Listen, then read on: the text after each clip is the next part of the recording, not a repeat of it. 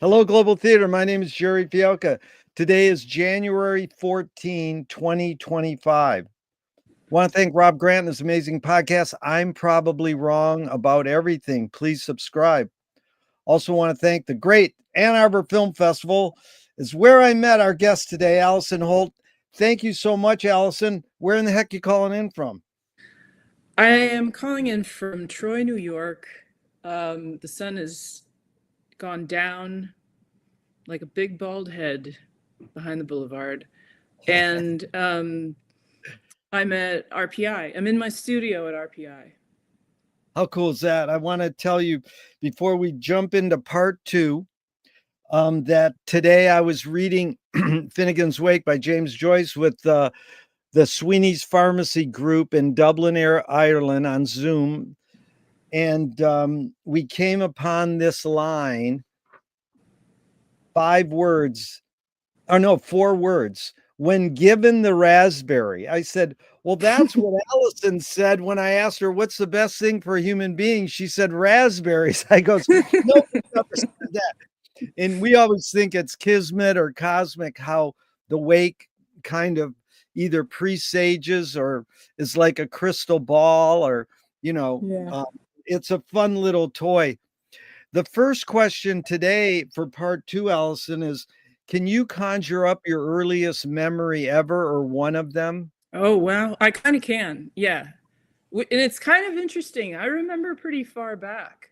I remember red corduroy. There are little backpacks that women carry their babies in. Yeah. And there was one, and I think that now people usually carry the babies on the front. But this one was on the back, and I remember it was made out of this super soft red corduroy. And it was kind of big corduroy, fat lines.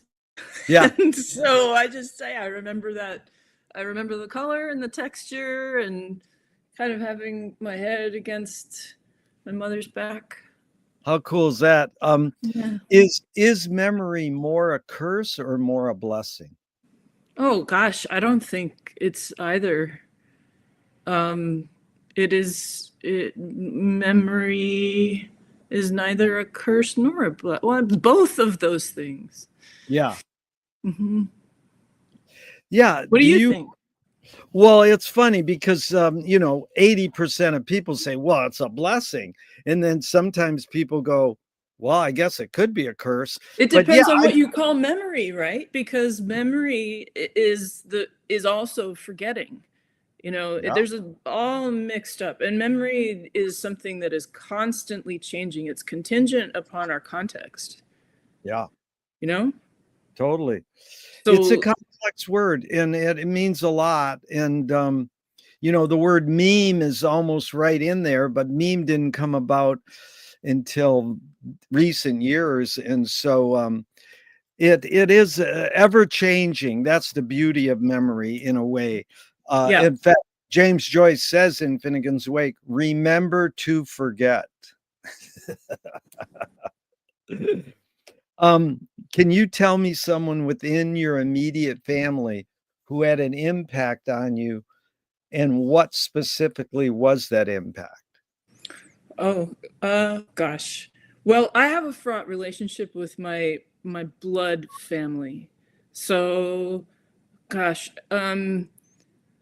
someone that had an impact on me and what the impact was. Yeah. I could say that my oldest sister took it upon herself to teach me. She was 11 years older than me. And so when I was really young, she kind of enjoyed pretending to be a teacher. And she was a teacher. She's a very great teacher for me. So she taught me cursive script before I ever went to school. Wow. Yeah, so she just had fun, playing with me that way. And I think I really enjoyed it because she loved me, so it was a fun thing for both of us to just be sort of playing classroom like that. And because it didn't feel like pressure, or you know what I mean? Like in school, you have assignments and you're supposed to be doing something on a particular time scale, and it was no time scale. It was just fun. It's more important to learn when you're having fun. When you're laughing, you're learning, my friend says. And to blend the words fun and teaching and learning, what's really cool. Now, the same question, Allison, outside your immediate family, someone who had an impact on you, and what was the impact?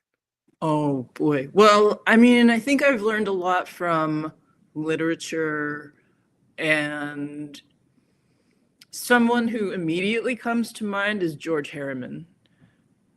Oh my God, I love that dude.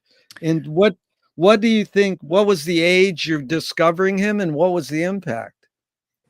For people who don't know who George Harriman is, he's the illustrator, he's the creator of Crazy Cat comics, early 20th century newspaper comics, and a great illustrator, and just a great mind, a great person.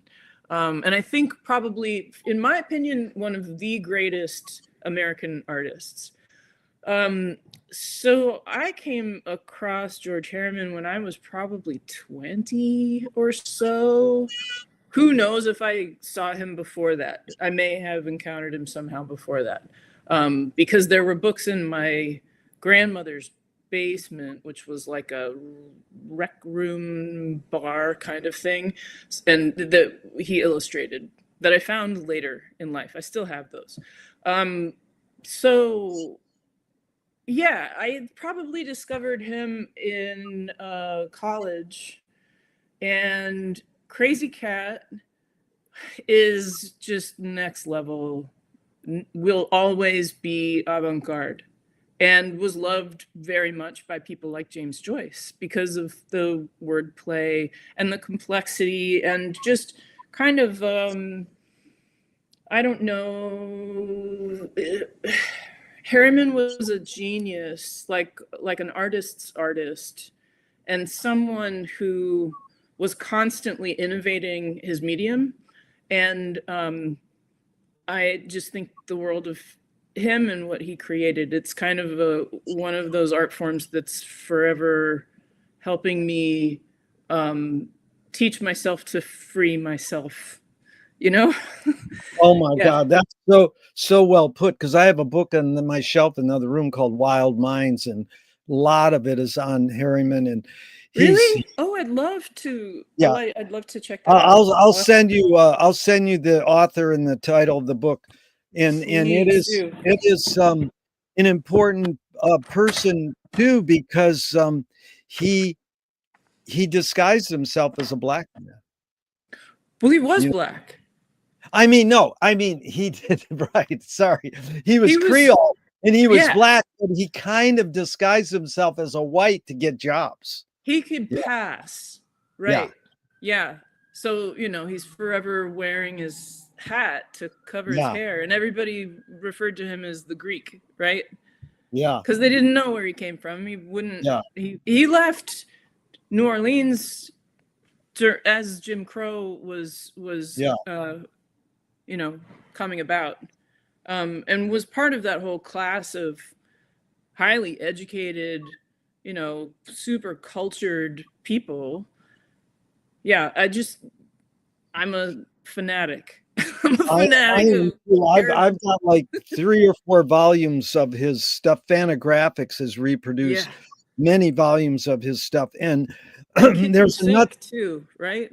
Yes, I mean, it's amazing. And so there's another guy who did that. I'm curious if you know Korla Pandit. He played organ on TV in the 50s.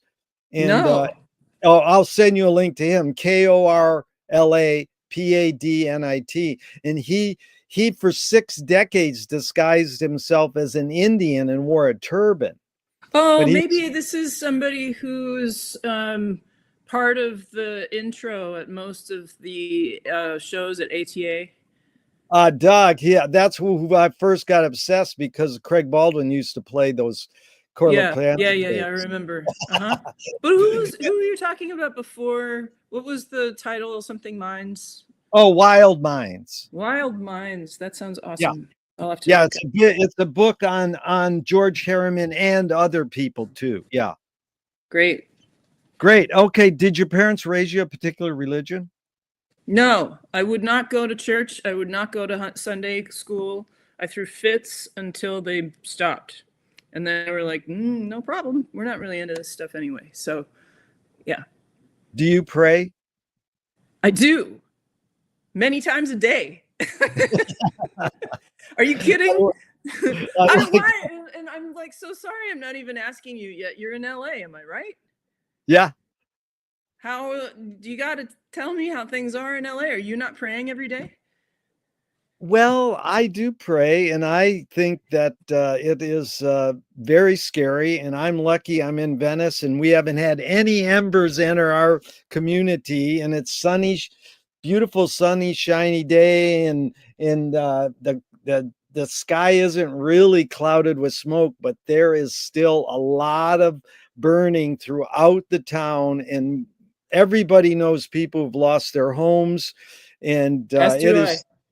it is spooky. It is just weird and spooky. And man, you just sort of take a deep breath and hope that you're not in the line of breathing air that will harm you.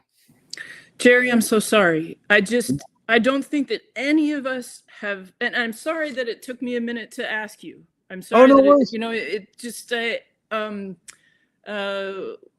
we have a nice rapport. It was fun to say hello to you. So I think No worries at all. You know, it's funny. Mind. Yeah, but Allison, it's funny because most people I interview, 80% say they checked out of being raised a religion. They were raised a religion, checked out when they were 13 to 18, and they don't pray. But this one woman a couple weeks ago cracked me up. I says, "Do you pray?" She goes, "Yeah, for parking spaces." But you know, I'm of the belief, you know, and here's the next question though, Allison, is if God does exist, what would you like God to say to you after you die? After I die? Well, I don't know, man. I think God is kind of everything, you know? Yeah. So I'm being talked to all the time. Yeah. I am, I don't know. And what would I like to be spoken to me or said to me? Yeah. Yeah.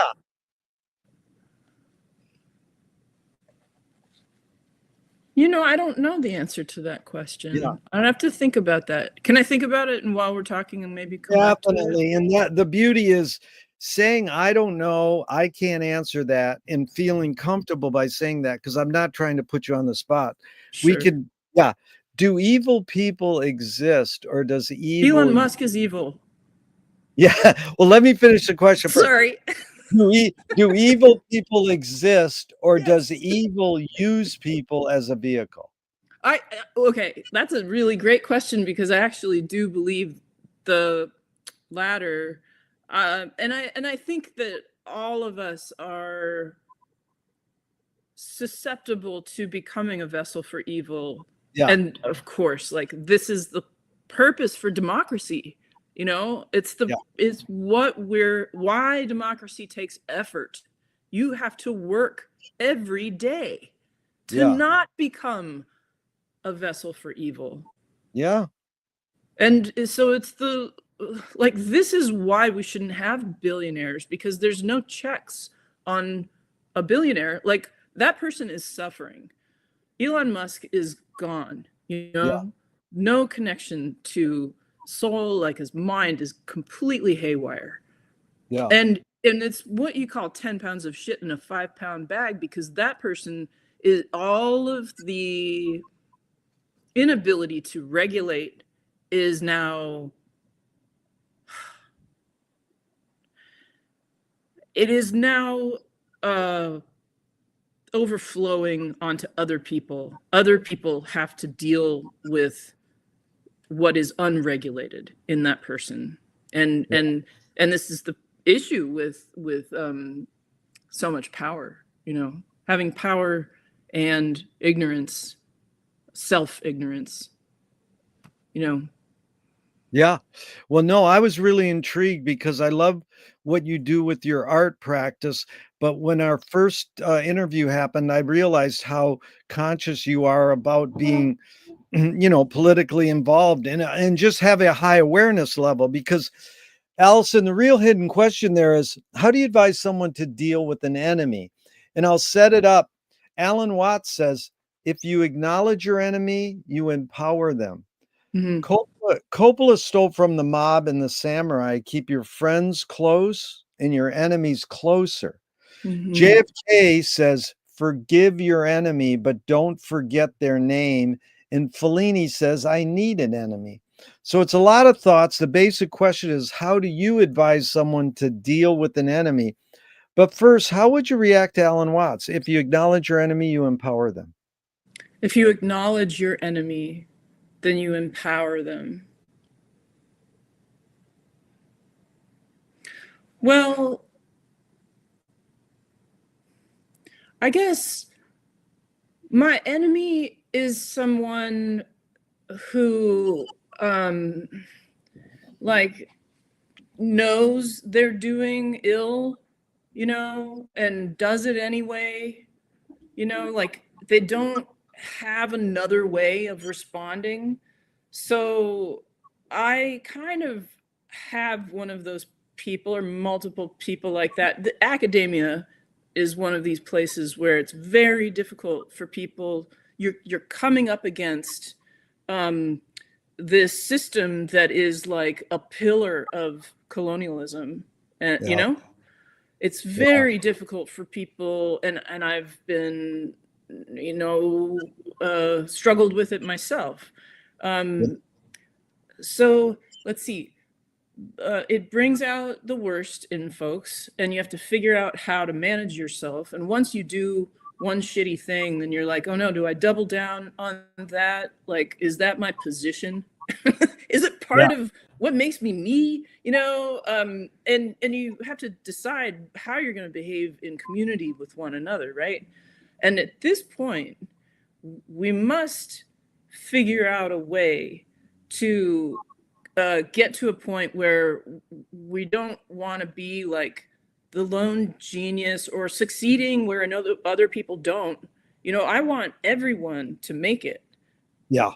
I want to contribute to the rising ships, right? Rising boats, together. So if someone is behaving in such a way that it's kind of all about them, they don't, also have self-regulation. Um, you can be sisterly in some ways and just sort of try to help out for a little while. And if they don't want to participate in a democratic way together, then I personally feel like I have to protect my boundaries and just kind of keep on going, and kind of leave the door somewhat open to being to that coming about in the future.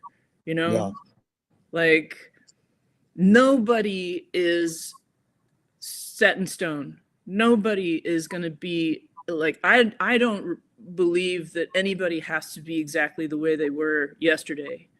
you know I think we're constantly changing. We are Yeah. processes, and I hope I said this last time, we're processes engaged in larger and smaller processes.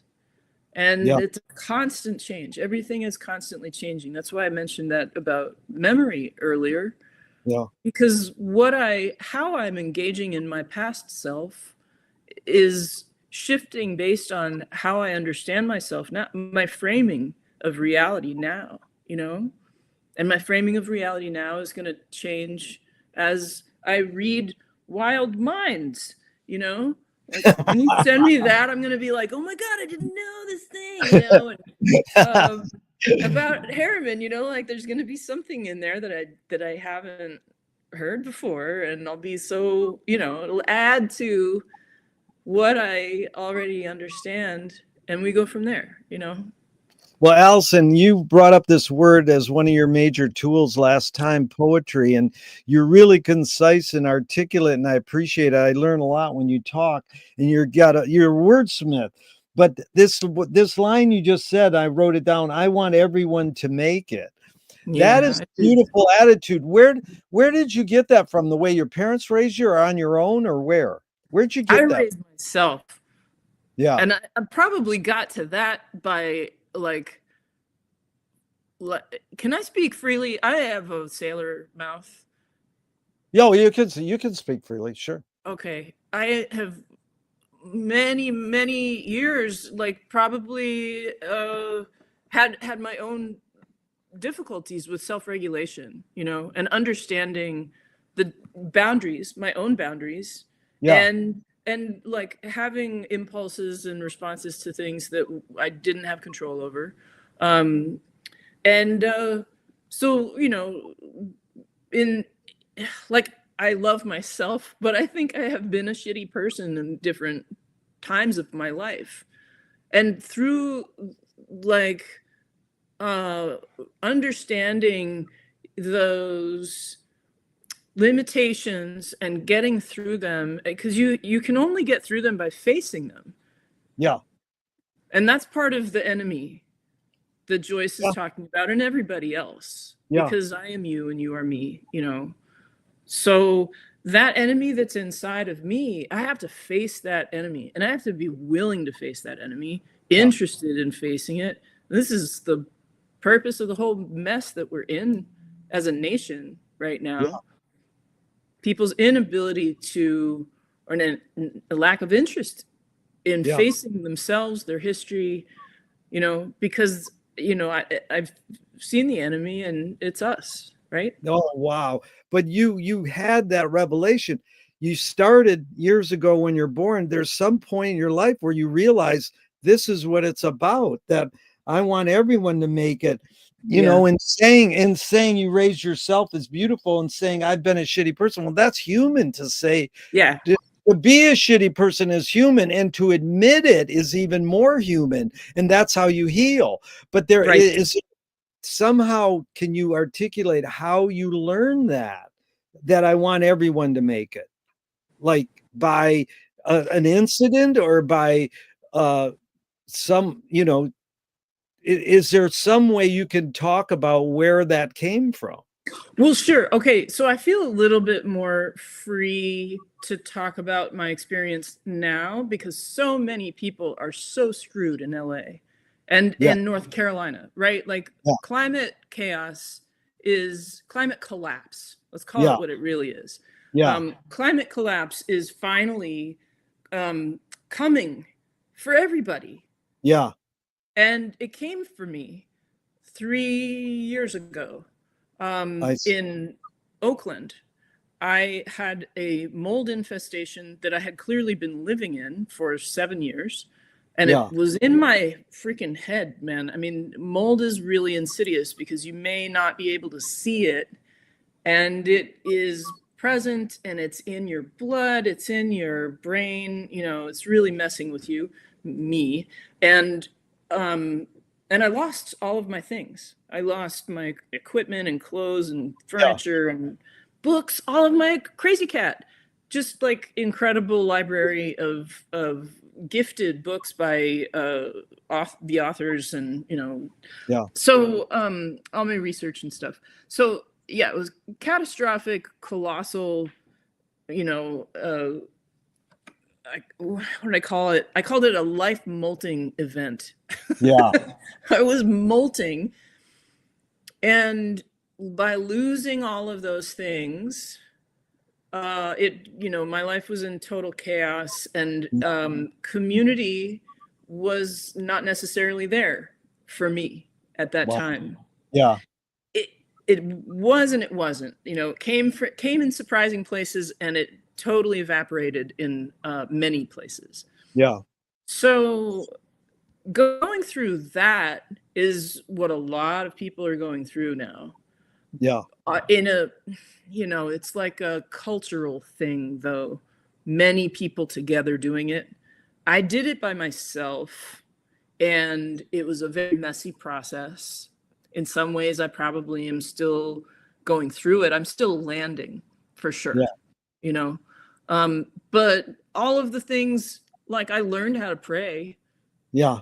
Not that I wasn't somebody that prayed before, but my relationship with my ancestors and my descendants was made very clear. You know, there's no way I could have made it through that whole process without you know, deepening that relationship and acknowledging that I would not be here if it were not for them, you know. So that's part of, like, No, that's extending good. my community to those who really helped me survive stuff. Like, surviving past 50 is a huge accomplishment, I think, still. Yeah. How many times did the bus not take you out? Right? Like, there's so many things. So, you know, at this point, I include those around me that we can't see with our eyes, you know, that are here and are helping. Yeah. You And really that's are. part of it. Yeah, no, you really answered that question well, and I appreciate you going deep into it. The other thing you said that really stood out was leave the door open. And I'm really influenced by this piece of art by Marcel Duchamp that's similar to that. It's a corner in a room, and there's two doorways. In the very edge of the corner is where the two hinges hold the one door. So you can never shut the two doorways. You Or can you're either, always shutting it. yeah, well, you can only shut one of the two doorways because there's only one door. So it is like a forced keeping the door open. And literally, you can keep the door in the middle and have both doors always open. Yeah. That's an extraordinary piece. And I mean, it sort of seems like a ready-made, but it is a pretty extraordinary physical situation. I don't think I've been looking for that situation for the rest of my life, you know, like, since I saw that in, you know, I was maybe 16 or something. I was like, what? And so it's a pretty extraordinary, you know, architectural setup. The phenomenon that how that happened. how he thought that up. So Nassim Taleb said games were created to give non-heroes the illusion of winning. In real life, we don't know who wins or loses, but we can tell who a hero is. And I'm curious your thoughts on that. My friend says villains don't think they're bad. They want control. Heroes want freedom. It's making me think of a quote I heard this morning that I was listening to Ian Masters, and he said something that I will butcher the quote, but it has to do with mediocrity. Yeah. And I probably can't totally remember what it is. I'm not going to be able to remember it. It has to do with, you know, mediocre people always being at their best. You know, they always think they're at their best. That's the best they can be. Yeah, no, I think all the that's time. the essence. I've heard it. I think you captured the essence, but it is like it really leads to this idea that Gregory Bateson said for me is when the criminal gets caught, does he go, whoa, my criminal skills weren't up to snuff that day? Or does he go, I did something morally and socially wrong? So, you know, the question is, does punishment work? I think shame works. Yeah. I think public shaming, it should come back. Bring back the pillory. No, I'm kidding. I don't want to be in the pillory. I think that, like, this is partly what theater's about. Yeah. And it's, gosh, I'm going to get into a little deeper answer about art here. I think that theater, to me, has always been a kind of church. Because when I saw theater when I was younger, I would leave and feel like changed, you know, like I need need to learn from this and take it into the world with me. Like that's the real purpose of what I just experienced and witnessed. And I think a lot of people, it's just entertainment or distraction, whatever, and maybe I'm just more serious about it or whatever.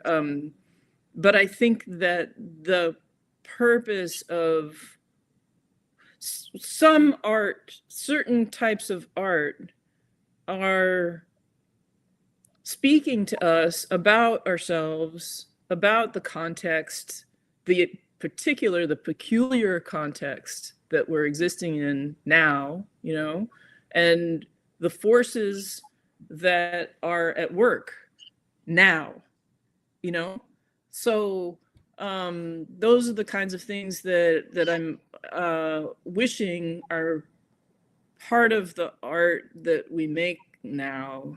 And I have been involved in the expanded cinema field community, the experimental music and electronic music community. We're often performing live, and the kind of vibe there is, I'm coming to a dark room filled with weirdos and noise, and that's about all that's going to be the same in every show. Most of the time we're all showing up, and generally speaking, everybody's kind of been educated to be like, what's the context? I'm ready for anything. Tell me how to interpret what I'm walking into today, so well, Allison, let me finish. There's another purpose for saying that.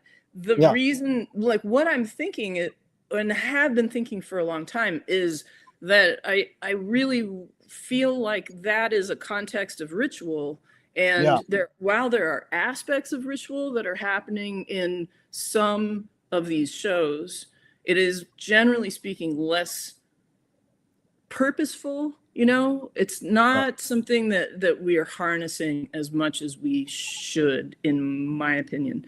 And I really wish that, this is a big question now, like I feel like we need to be not just organizing, but bringing our energies, when we're bringing our energies together, really like doing something with it, Yeah. I really appreciate what you said. And when I was about to interrupt, you said, no, let me make this point because that's so important.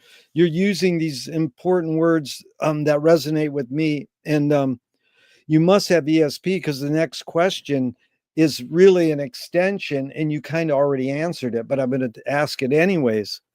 James Joyce was the first projectionist in Dublin about 100 years ago. In Volta, he had a cinema called Volta Cinema. Wow. He basically checked out because he said, why should I go inside a building and see a movie of a tree when I can go outside and see a real tree? And years later, Faulkner said, sometimes the best fiction is more true than journalism. Why do we have to recreate things in order to get them? Why do we have to go to a theatrical play of people acting out life? Why don't we just live life?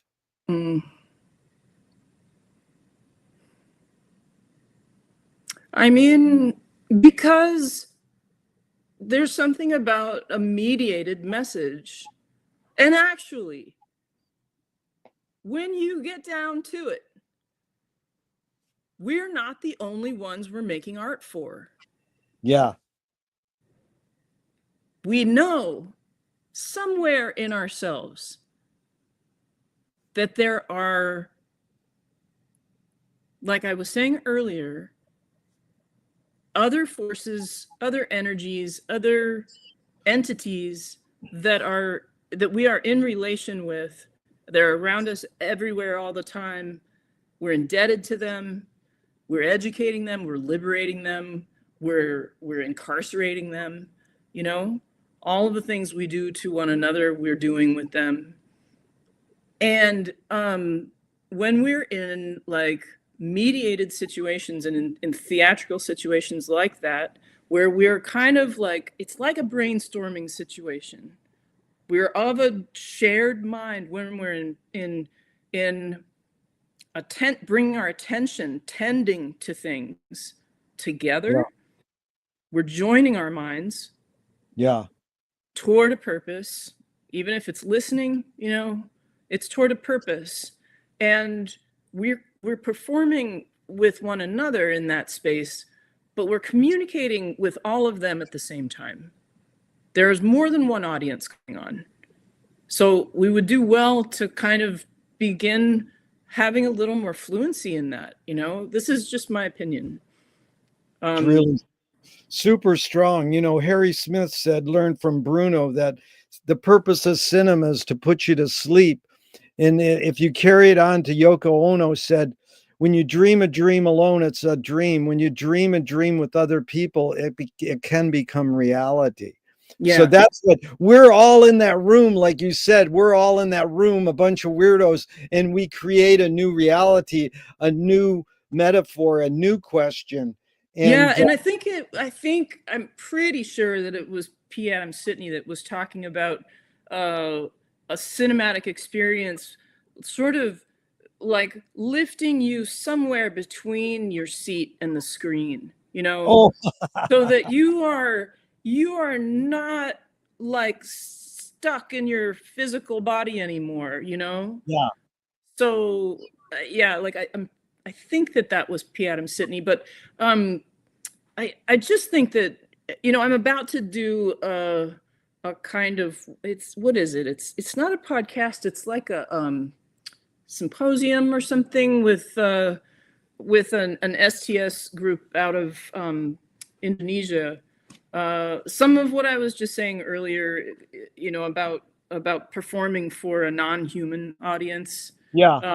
Comes from my research in Indonesia. I did a Fulbright in Indonesia years ago, and that is how wayang, how shadow puppet theater is conceived. Wow. It's conceived of kind of like roasting, you know, like they're telling these mythological tales that are kind of adjusted to accommodate current events. Yeah. So, you know, the political situation can be commented upon, and the political situation may be the physical village that you're like, you know, so-and-so slept with so-and-so's wife. So you're going to make, you know, some comical, like, you know, sexual joke in the show that everybody knows is about that thing. Everybody knows everybody's business. So make a joke about it, and then that person, this is shame. They're not going to do it again, you know? Yeah. So it's also doing of that is kind of giving a news broadcast to the gods who are present and kind of telling them who's been naughty and nice, you know? A news broadcast. That's like, if you gossip and you complain, you live longer. I mean, people think gossip's bad. It's almost like when you said you combined roasting and shadow puppets, man, it was all over with for me. That was the most amazing epiphany I've had in years. But I have to interject when you brought up P. Adam Sidney, because why? Oh, many years ago, I says, could I interview you? And he's like, no. And I says, well, why don't you consider McLuhan's line? Carefully make plans, then do the opposite. And then he says, okay, I'll do it. So he did it. And it was in front of an audience, and it went pretty good. But I will never forget this. And I brought it up recently. What's your favorite form of information? He said, pillow talk. And it was so heavy because, you know, he lost his wife 10 years before that because she ate a decongestant and drank grapefruit juice and had a reaction, and she died. And he was missing that intimate talk with his wife. Isn't pillow talk is that sort of space between roasting shadow puppets. It's like you know, it's and what we call that. That you lift you to a space between your seat and the screen. We call that the resonating interval. That's the gap is where the action is. Like it's the unknown, it's the mystery, it's the not but I wanted to go back to your word theater, because that really stuck out with me deeply. And I'm constantly on this search for what was the first human invention. So, people say tool or language. They say all the time. One says the line, just drawing a line. Like George Collins says, a comedian, comics job is to draw a line and then cross it. And then it could be the gaze. You look into your mother's eyes, you see yourself in her eyes, and then she gives you food. It's so amazing how many things could have been the first human invention. But my favorite, because it encompasses them all, is what, Augusto Paulo and Paulo Freire, the theater of the oppressed. They said theater was the first human invention. And that is amazing, because it really encompasses everything else. Theater is everything. And they were in South America, and they used theater as a means of promoting social and political change. They said the audience becomes active. They're spec actors, not spectators. Spect actors, and they explore, show, analyze, and transform the reality in which they are living. So that's theater, transformation. But do you know these other people in New York, Judith Molina and Julian Beck, they said, we believe in theater as a place of intense experience, half dream, half ritual, in which the spectator approaches something of a vision of self-understanding, going past conscious to unconscious, to an understanding of the nature of all things. So I thought that really resonated with you saying a vision, self-understanding, that when you go to theater, to be entertained, but to have self-revelation, And so, yes. Because you're bringing yourself, what you understand, the framing of the world to the theater in that day, and I mean, this is one of those human inventions. You're bringing your framing to the space, and the space is like, here's the frame for today, and you merge with that frame. Your framing merges with that frame, whether you know it or not. And where it matches, you're like, okay, it matches. And then where there's friction, you're like, fuck, man, no. There's parts of you that are like, and that's the stuff. That's when you're facing yourself. Yes. And some people like it, like that's kind of a horror thing. A terror thing. There's a big difference between horror and terror. But but that's what I think about messages and media, like we're doing this morphing of framing all the time. That's what language is all about. And all of the art forms that we're talking about are languages. So amazing. So because Auden the poet said, the mystery of art is that we don't know if it activates or pacifies us. It both depends on what you're using it for, right? Because it's purposeful. This is the communication thing, like the teleology of what your the purpose behind the message that you're putting out. But that's that exactly. We're getting, like, talking with you is like how they compare Finnegan's Wake to Robert Anton Wilson calls it, you're playing chess on 3 or 4 different levels. So you're not moving the pieces on the 4 different games. You're moving the piece of chess like up to the 3rd level, and then this 4th level down to the 1st level. I mean, it is amazing because you're anticipating a couple reaction or a couple quotes on art in this regard. Your reactions, please. Art is making your problems other people's problems. Yeah, that's that framing thing that I was just talking about. Yeah. Yeah, where, and I'll give an example because I'm making a new piece. I just ended a residency at MPAC.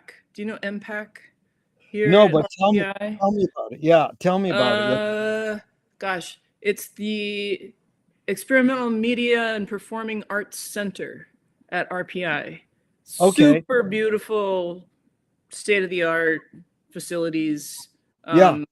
So I had a week in like tech heaven with my Yeah. collaborator, and the piece that we're working on is called Neurogenesis, and it's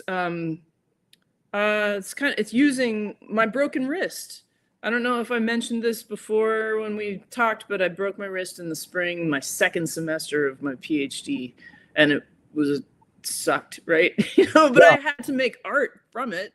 I had Yeah. to make some whiskey sours out of my Yeah.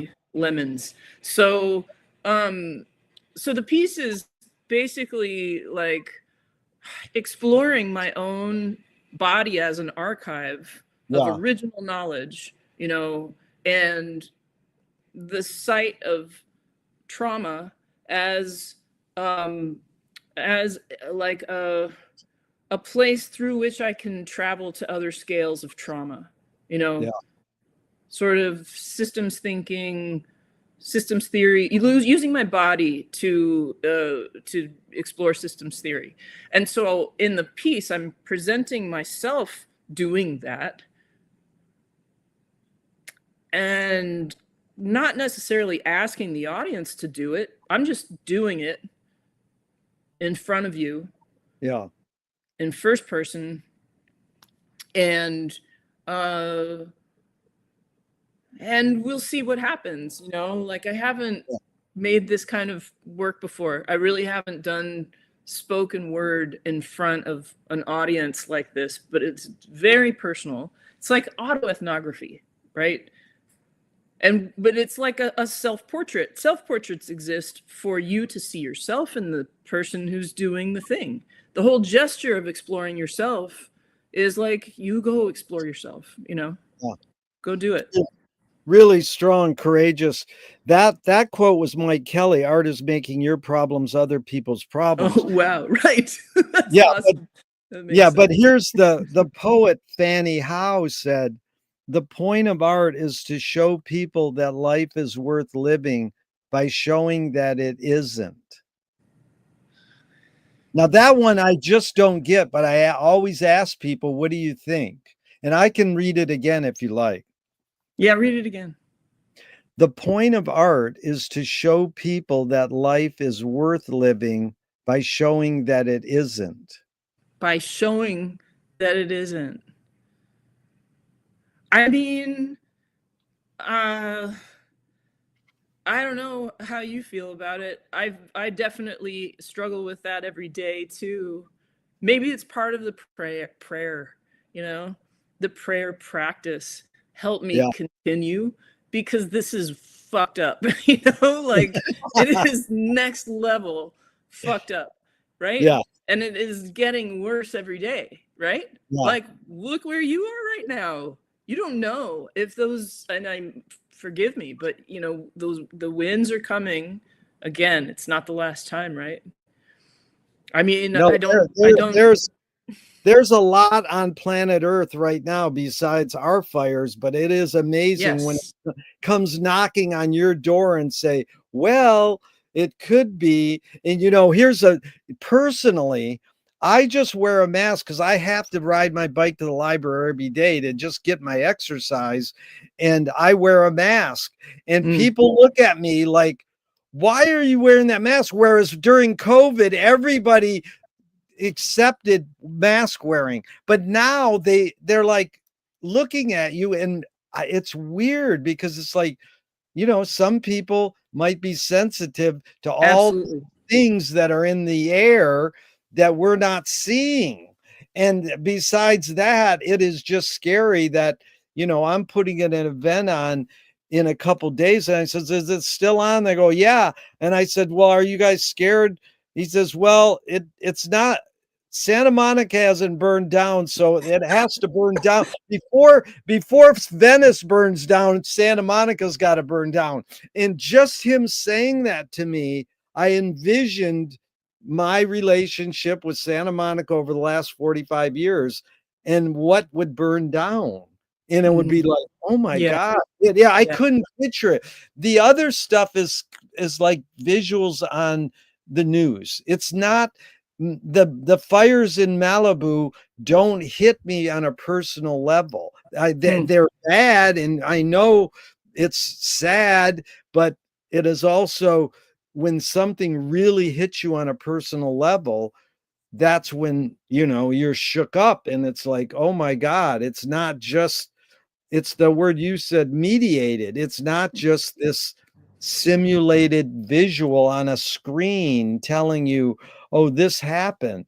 I mean, we were talking about the Dunbar thing today, whereas the guy in the 90s said, all you need to know is you're a community of 150 people. Yeah. Why do we have to know what's happening on the other side of the world?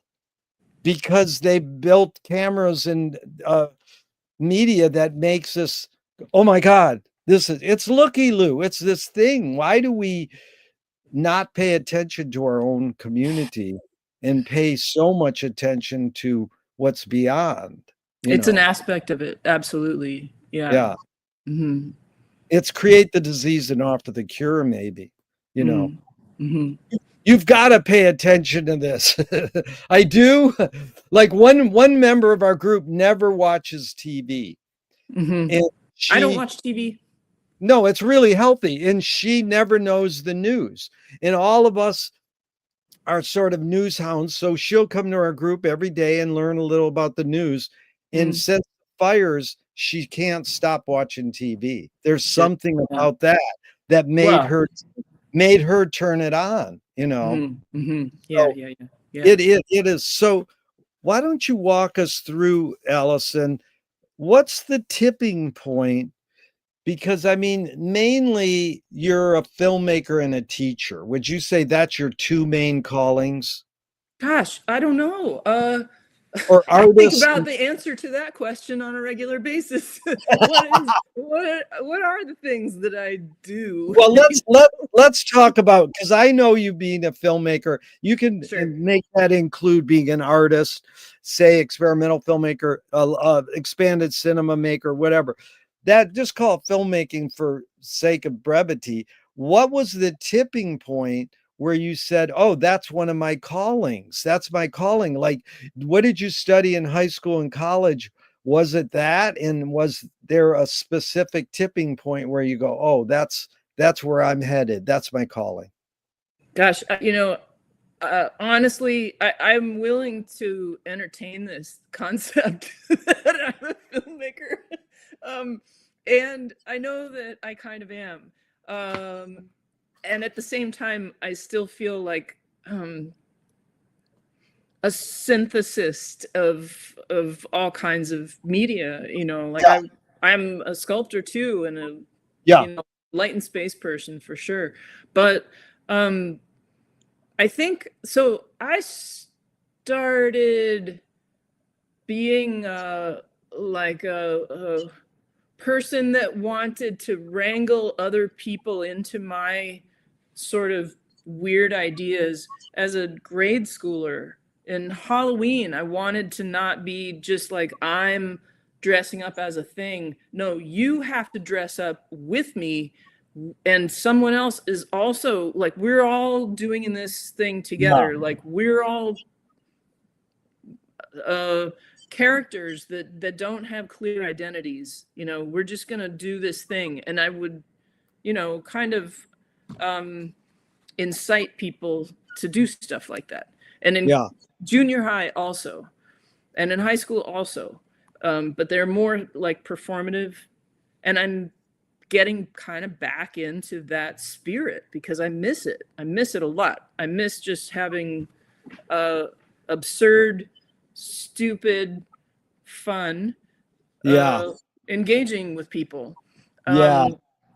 And kind of having a collage aspect of all of it, where you're just borrowing from the things that feel right. So in terms of actual media stuff, I think it probably changed when I was in Olympia, Washington for 10 years. I worked with the Olympia Film Society, Film Festival, Film Ranch for all of those years, like 1992, I think, 91, 92, through that whole decade. And it was an incredible community. The Yeah. Capitol Theater was an old vaudeville theater that was falling apart, and it was very much a scrappy, like it's a film society. Like most of them start off as, let's bring a bunch of folding chairs into somebody's living room and watch movies, and it developed that way through, growing and having, just growth and taking over the Capitol Theater. But the film festivals that took place in Olympia, because Olympia is like this big, the film festivals lasted 2 weeks long. And I was in my 20s, so I was eating, breathing, and shitting film for 2 solid weeks, living at the theater. We had a keg of beer on the roof of the theater outside of the projection booth. I was a projectionist. And we would just be constantly like doing special events and dealing with the guests, doing follow spot projection, all kinds of things and events happening all over the town. Was it both experimental and mainstream, or was it leaning more? Very much not mainstream. It was Experimental Fest? Very much. Yes. Oh, right. And there was a whole fringe festival too. I was kind of reminiscing with Mark Hostler about this the other night, because he was there during that whole time. He had a house out on the Sound, and that's where I met him, probably at that time. So I've known Mark for 30 something years. That's a Mark of Negative Land? Yeah. Yeah. And so, we were talking about all of the community-oriented stuff that was happening in the theater. There's all kinds of stuff that was occurring in the theater that was not film. Also, there's the backstage. The backstage was, where regular rock shows would happen, punk rock shows, and all kinds of festivals too. Yeah. But this kind of weirdo spirit there was really rare, There was we had a laugh-o-meter for certain events to gauge, audience response to shows, right? And there's awards and prizes and all kinds of just community stuff before and after and during the show. Sometimes, there's a fringe fest. There were kids programming. So you weren't really making films during that 10 years. You were about to start making them, or you were mainly involved in the exhibition and programming and that? I was more involved in the presentation and behind the scenes stuff, and doing sort of studying media organizations, and working in the organization end of things. And I traveled the West Coast kind of doing a study of them and the history of them too, of underground spaces, like micro cinemas. You were aware of ATA and Craig Baldwin, Other Cinema, and all that. So, but let's go back to when you said absurd, stupid fun to engage with others. I love that. But where was the roots of that? Did you grow up and your parents are taking you to theater, seeing movies live? Your neighborhood, were putting on plays. Where did you see that happening that you go, oh, I want to do this? How did That's you get a sense of that aesthetic? That's what I'm asking. okay. I think that it probably comes, for one thing, like when it comes to theater, my uncle in DC took me to a micro cinema there when I was in high school. And this was a person who also turned me on to a lot of comics like Alan Moore. I was a huge fan of Alan Moore. So Yeah. V for Vendetta, I was like, I need to brush up on the classics and shave my head now. I did that. Like that was how I responded to reading V for Vendetta. But in probably like I was 16 or 17, he started taking me to like film society screenings in DC when I visited, which was really rare. Oh, animation. I think that's probably some of the stuff that like really started sucking me into like this like a theater experience of media stuff in La Jolla. I was living in Southern California, and animation in the 80s was doing crazy things. We just started having these great like touring animation festivals, Spike and Mike, was super into that. But as a young person, I think that I was very, very lucky to be growing up in the 70s with the kind of TV that we had, and it was kind of the golden age of cinema anyway, all of the, so, those things, I think that there's a sort of subversive spirit that was present in even mainstream stuff. And there were like public access things that you would see as a young person that you were like, what the hell is that? Things that were allowed to be stumbled upon that we would never really have now. They're curated. Everything is, algorithm. Public access was a good way for people to see experimental video, and public TV. I know some of the greatest experimental filmmakers ever that I've been interviewed. Where'd you see your first experimental film? They go, on PBS. Yeah, right. Yeah, freaking PBS. Oh, yeah, like Edward Gorey's Introduction to Mystery, that animated thing. Oh my God. I would just turn it off after the introduction was done. That was the only thing that I needed to see, So so there's an aspect to media being a little bit more free, a lot more free during my growing up years. But as a young person, I started doing a lot of hallucinogens early, and I think my brain developed as I was having that relationship with drugs, so I think that it's almost as if everything was a little bit cinematic, and I never really took my foot out of that pond, kind of always have one foot in the psilocybin framing of the world. And coupling that with I guess more people that are living life differently, engaging in life differently, especially in Southern California. There's a person that that was a little bit itinerant. There's a place called Wes's Cave that was just off of the what's it called? Must be 101, Torrey Pines Beach.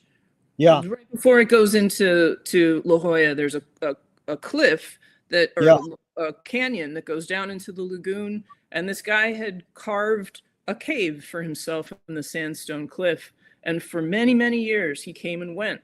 And as teenagers, we would go there and have fun, and we were welcome to do that. But he had carved the inside of this thing with bas relief, you know, of all kinds of mythological creatures and dinosaurs and, you know, Egyptian, you know, text and stuff, and carved furniture into the place as well. So just the fact that that person existed, just the fact that they lived the way they did, you never met that guy, but you Wow. know he existed, and he made us welcome. He provided the space for Yeah. us, this primordial site for us to go and just be, you know?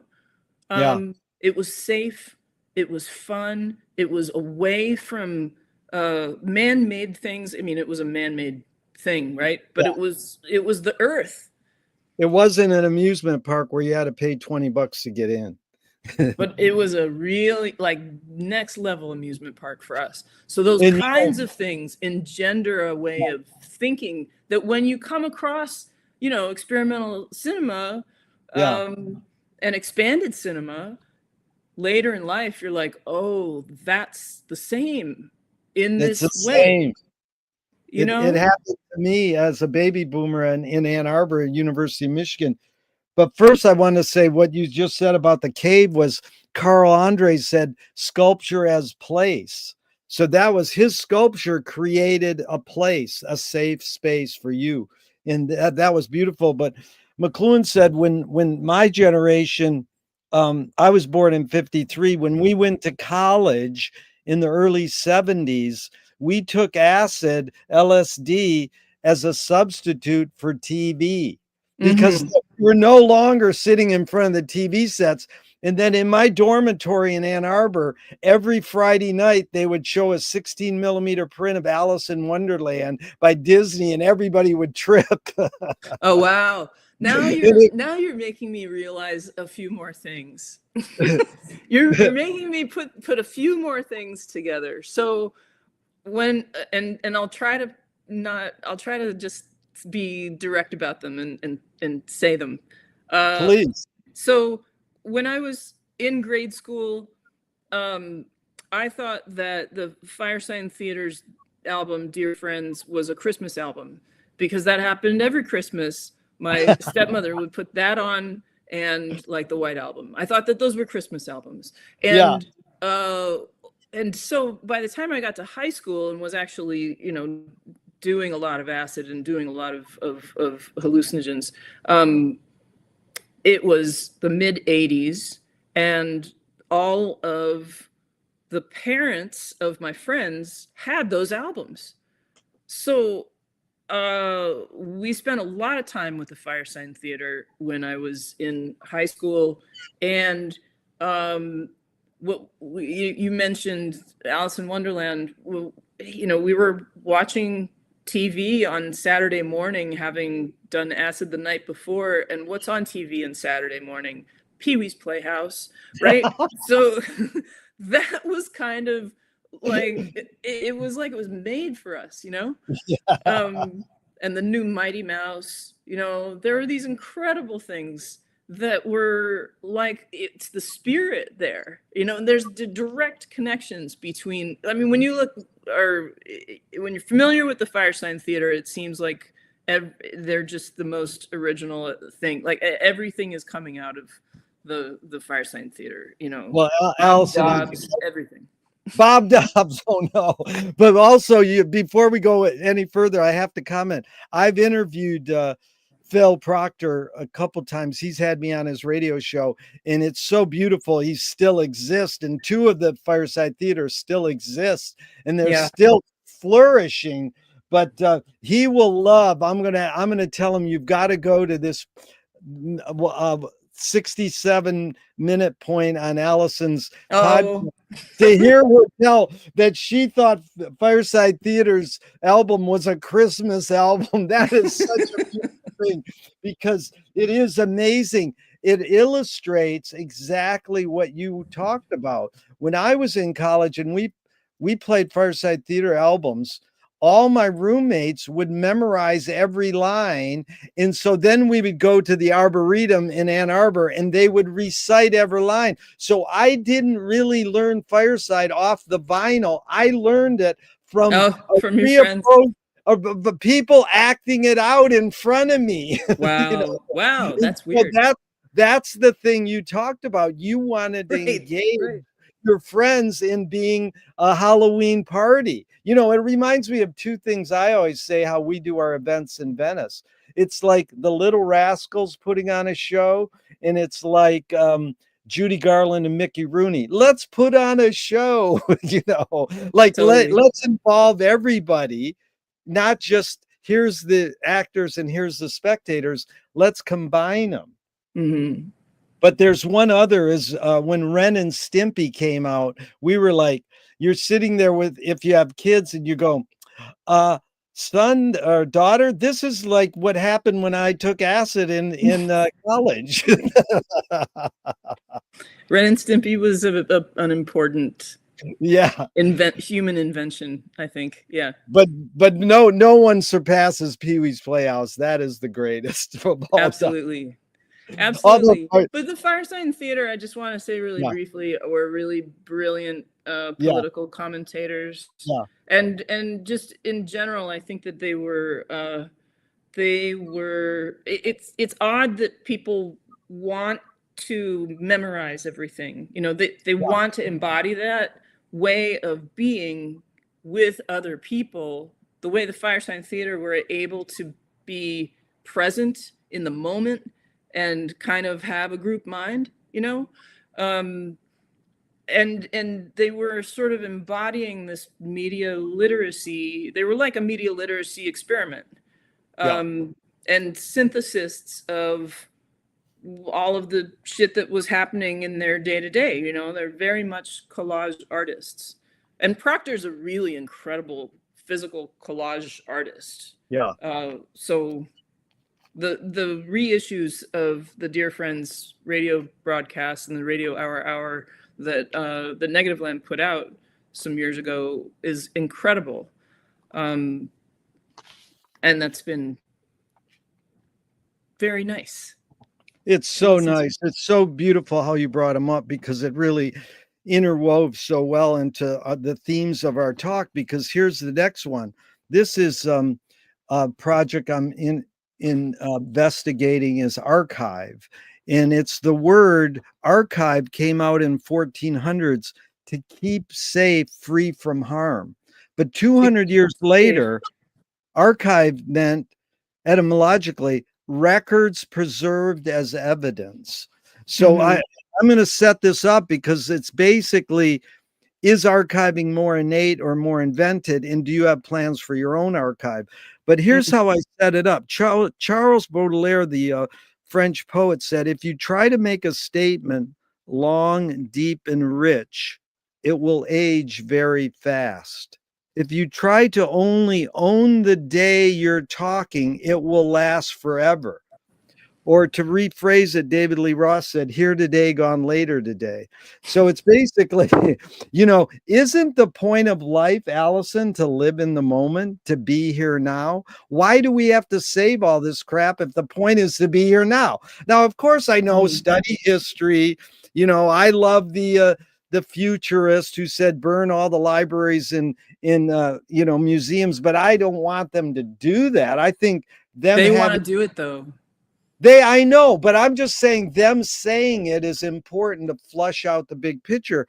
I mean, Wyndham Lewis said artists live in the present and write a detailed history of the future. And the Egyptians would keep stuff in their coffin with them. Okay, the futurists wanted to do that for a reason, man. They want to tell the story the way they want to tell it. Yeah. They're fascists. Yeah. I'm sorry. They're fascists. No, that's not. You don't have to be sorry. That's why I'm bringing this up, so we can suss it out. Okay. You know. So the thing about archives that's important is that there are all kinds of histories that have never been told. They're there. They exist, and they have not been allowed to have a voice. We keep archives so that we can reach back into the dustbin of like a record store. You go and you're like, oh, look at that. That's a nice record. Nobody's listened to that. There it is, gold. And what's up with a record? There's a whole culture. Records aren't just born. They don't come out of the ground like a potato, you know? So there's a lot of shit that goes into making that thing. It's a whole community of people that you made the music for in the first place. What is this record? Where did it come from? What's it all about? Well, so there's a great book that is probably out last year or just before last year called The Tip of the Spear, The Long Attica Revolt by Orsanmi Burton. And it is all about reaching back into archives, but archives of humans. So he's talking to OG Black Panthers who are incarcerated and talking to them, and really, like, to talk to those people, you have to do a lot of work in gaining a relationship of trust. And what he's ultimately doing is kind of mediating for them the knowledge, the research, the real, like, academic level work that they were doing. I mean, shouldn't even put it that way. They're doing very serious research and have done knowledge production, you know, for decades and decades, for the purpose of liberating all human beings. Yeah. And what Orsanmi Burton is doing in talking to them is kind of engaging with them as original sources of knowledge. They have done all of this work, and they're kind of saying to him in a way, you know, we need somebody like you who's, you know, engaged in the system, you know, who's got a mouthpiece to not legitimize it, but to give voice to or prove or show that this is real knowledge production. So it's an incredible gesture, and it's a reminder that all of us are that way, you know. And he talks about all of the aspects of the person, and even the institutions in carceral systems being archives of people, but the people themselves being archives of, like, all kinds of markers of knowledge and events, like scars on the body, music, you know, all of the things that are meaningful to a person or to a group, you know, that it marks a story. It marks a I don't know, a nexus of knowledge. So so there's all kinds of stuff that, you know, like the people who you know, win elections get to determine what history is, and they get to tell the tale, you know.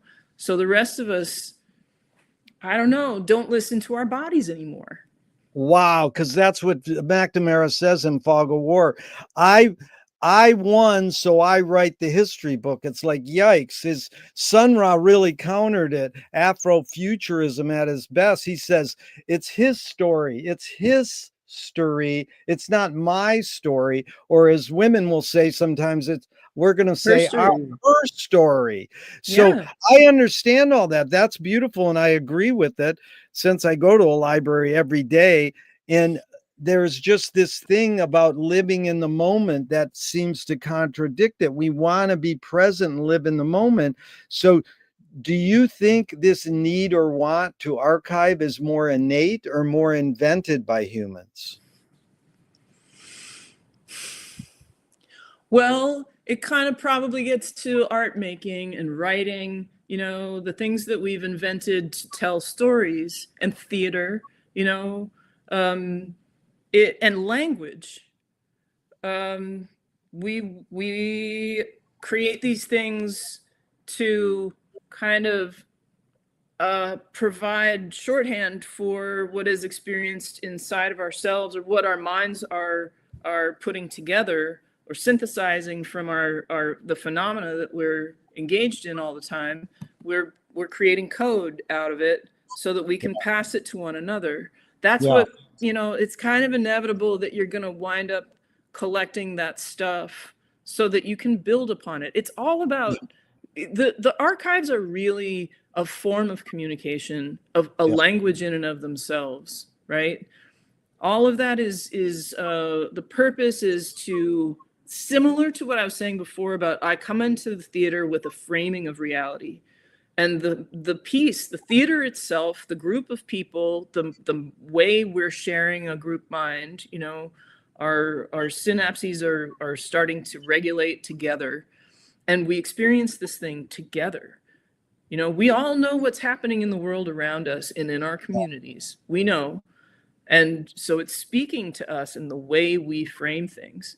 And there are parts of it that are going to disturb us to change, So archives are kind of an inevitability. I don't know how to say like what came first or what's important. It's just another kind of language. Don't you think? Oh yeah, no, it's so well put, because just the word, the way you put it back to the body often is really important for me, because that's what McLuhan, basically Walt Whitman said, everything we invent extends some humanness, and McLuhan picked up on it through the wake.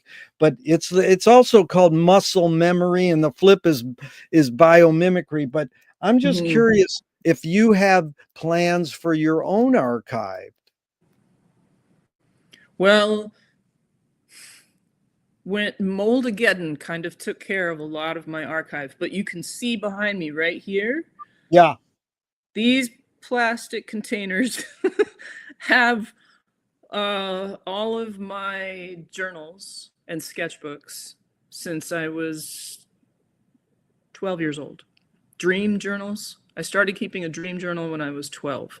And so this one right here has my Fulbright research in there. I studied traditional Javanese cosmology and concepts of time and energy and things like that. And so there's a lot that's gone. But I mean, what you have there, Allison, is amazing, and it seems so organized, like archivists want it. But I mean, if you die, do your friends or family or loved ones know we're going to put this somewhere where it can be researched properly? Because it is valuable. Maybe it is. But this is actually a bigger question for all of us in our communities. What is the actual function of art without a future human audience? Yeah. And I've been asking myself that question since about 2019. And it may be part of my dissertation. It may be one of the main questions. I know we're supposed to narrow down our questions so that they're not huge. But I think that's a good one. I love that question. It's a pretty good one because you can see the what's happening in LA, the scale of what's happened in LA. I don't think anyone who isn't there can really wrap their minds around it. And it's I've spent a lot of time in LA.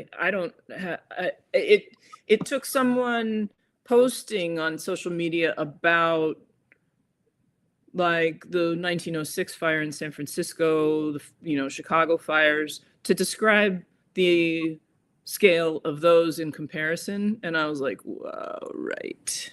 Yeah. San Francisco is 7 by 7 miles, right? Yeah, it's no, nothing. I saw some of those. It's mind blowing. But again, this is what McLuhan's main mission is to come up with new questions and new metaphors. So this is my question. Yeah, how does art function without? What is the actual function of art without a future human audience? If we are making art, if art is about being human, and Yeah. we know what's happening right now, you know, then what are we doing? What is, if you know that your relationship is about to fall apart, it is falling apart, you know you're not going to stay together. Yeah. Does it matter how you break up? I think it does. You know, and Yeah. I have gone to therapy with a partner that I knew that I was going to be breaking up with, so that we could do a good job at that, Yeah. you know? Well, that's very courageous and important, and shows you that you're grounded in reality, because that's what communication is all about, is to be real. Take deep breaths together, look each other in the eye, and try to explain each other's self the best you can in words and gesture. But I'll tell you something that you brought up by saying that is one of the most amazing things I ever saw in my 45 years here in Venice, California, was on my bicycle where the kickstand is, a little bit of dirt gathered and a blade of grass was growing. Oh. So that's the sort of the flip, uh, I dumpster dive 35 millimeter film cans and film all the time. If there's no more humans, those film cans will be like used by beavers to make dams. So humans will never go away. Well, if the bodies are gone, our art, whatever you want to call our art, will still exist and be incorporated into whatever the earth will be. It's called, It will. it's sort of like this opposite, because what you're talking about, I like, is sort of like muscle memory, or the way you say it's in our bodies. And I learned from Carolyn Casey about biomimicry. And then, so we look at the the person who invented Velcro looked at these plants and said, oh, I can make a plastic version of what these plants are. And they invented Velcro. So it's like Messiaen listening to the birds, or Eric Dolphy, and saying, oh, well, I can make the sounds of birds and crickets. And then we call it jazz. And so it's sort of a flip. There's constantly, we're extending our humanness by our inventions, and nature is providing us with maybe codes or examples of what to invent to extend That's our great. That's great. There's something in what you just said that's really important. The way you said it, I think, was really important. And so I guess I'm thinking about archives as codes earlier, Yeah. and just language in general, and that if we lose our human form, is that important? Yeah. I think the earth will probably continue, Yeah. and we know how long Neanderthals thrived. They thrived for like 25,000 years or something, and they did not fuck up the way we have, They had something really good. Yeah. And they probably had theater, Yep. For 25,000 years, what are you going to do? Right? Theater, man. So there's something about what you just said about, like, transmuting the code, or learning from, like, gamelan is also assumed to have been sort of an analog of frog fugues. Yeah. Listening to a fugue of frogs and emulating the cycles and rhythms. So yeah, there's just something in what you just mentioned about code that feels like maybe we turn into something else, Yeah. And so beginning to think about that is important for me. It's a struggle, like somehow that's an important struggle. And I feel like that there's some part of that I want to inform the way I make art now, Yeah. Yeah. That's amazing, because you slipped in the words Bob Dobbs really quick, and I learned from our Bob Dobbs, there's several of them out there, that the android meme is when the human imitates the hidden psychic effects of the invention, and then the human disappears. So it's like when humans go, what did you dream last night? Oh, dude, it was like a Fellini film. Well, what if there was no Fellini films? How do you describe it? Or that other phenomenon New Yorker magazine brought up a couple of issues ago, where do babies have dreams inside their mother's womb, or are dreams dependent on having experience?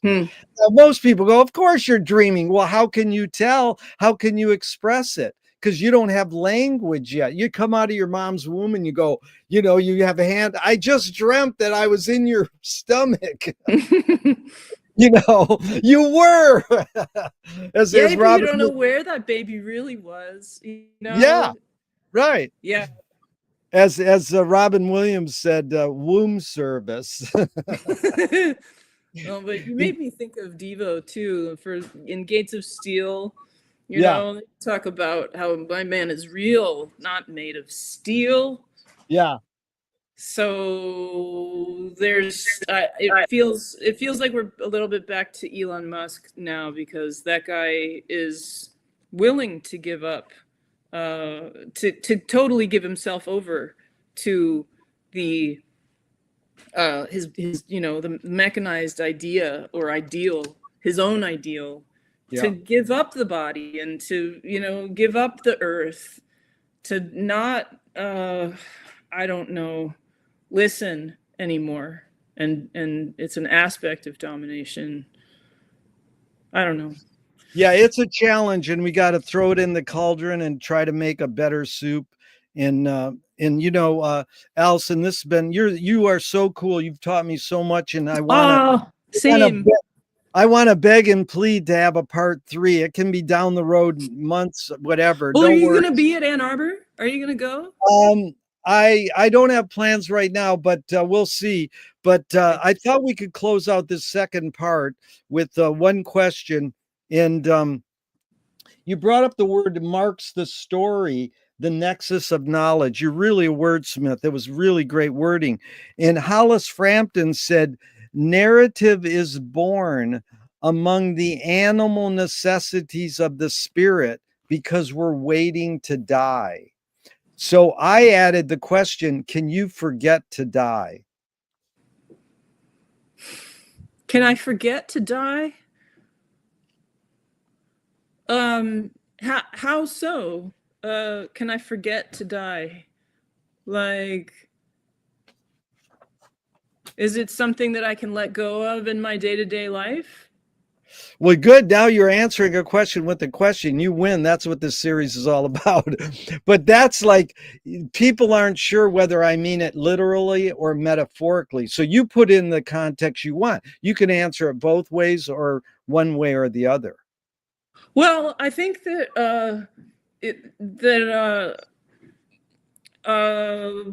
in Buddhism, our practice is to practice dying. You know, that meditation is in a sense a rehearsal. You know, and that the whole goal is to be, when it comes time, that you're really practiced and you're like, you welcome it, because it's something that you've done over and over and over and over and over, you know. So it's a friend to hold hands with death in this beautiful way. Hold hands, because that's Tim Leary says, if you learn how to lucid dream, you can, for your 6 or 7 minutes after your body dies, you can direct your path, whether that's or longer. Tibetan Book of the Dead. There's a film called Tukdam that is about people who have meditated to reach such a level of meditation that when they die, they are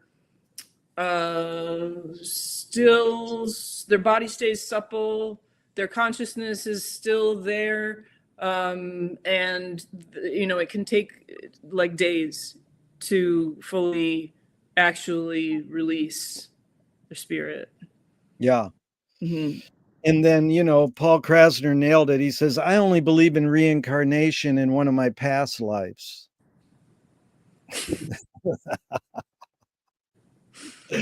But, you know, This is a McLuhan thing. He said all words are metaphoric. You know, they're like magic. We made up words. People don't realize they're inventions. Like So in we need to make etymology. up new words, man. This Yeah. is the time. This is the This time. is the time. In etymology, which I study deeply, every once in a while it says of unknown origin. I goes, every word is of unknown origin. It's like somebody just made it up. But Like if all words, copacetic. copacetic, what a great word. I love that. But if all words are metaphorical, then what is literal? A metaphor. For, you know. Yeah. Well, this is what Dada is all about, is just, like releasing ourselves from Yeah. the fucked up framings of language that are like architecture around us constantly, like now is the time to be inventing new language and new code and new ways of exchanging it. So I really, really appreciate our conversation. It's really been helpful. Thank you so much, Enjoyable. Allison. It's funny because what you just said reminded me of Robert Browning said, our reach should exceed our grasp, or what is heaven for?